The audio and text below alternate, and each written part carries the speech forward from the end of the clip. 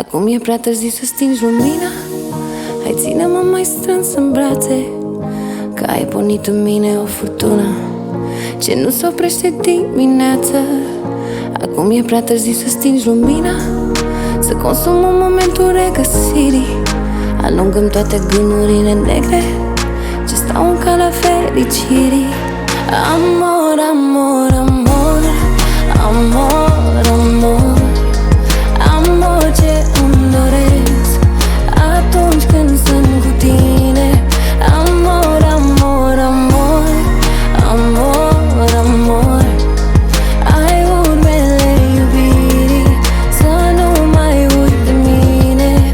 Amor, amor,